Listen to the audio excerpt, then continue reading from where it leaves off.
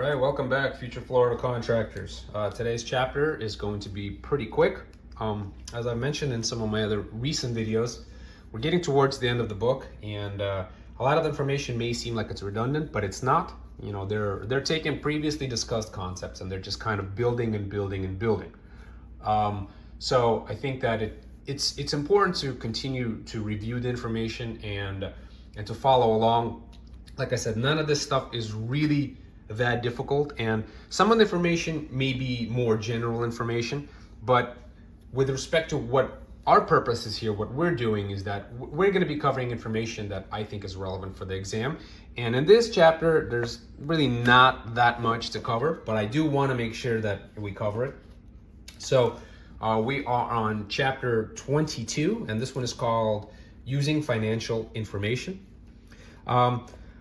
Applying financial statements to current conditions and managing your operations with long and short-term goals in mind are just as vital to growing a growing and healthy business. Just a general statement. On page 262, I think this is pretty much the bulk of everything that needs to be covered in this chapter. They're talking about using the financial information, and financial data must be acted upon to be effective. All right, so they're basically talking about how as a business owner, you're going to have access to a lot of information, but if you don't act on that information, what good is it? All right, so control depends upon flagging the exceptions and reversing the trends that those exceptions indicate, highlighting these problem areas by preparing the reports in standard formats, but by adding footnotes or extra worksheets to explain or analyze special situations. So they're talking about explaining and analyzing. Same exact thing I just said.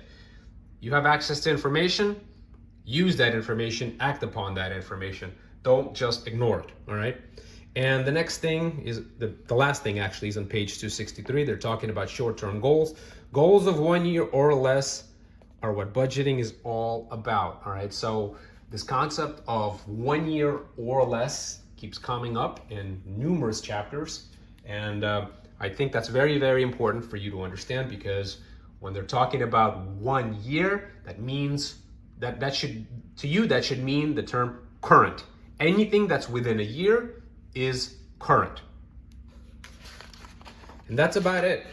I told you, see, super simple. Page 264, some practice questions. Definitely bang these out real quick. Not very difficult. There's the chapter itself is only a few pages.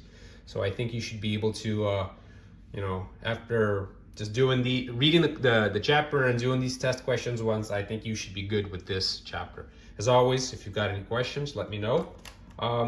Thank you for watching.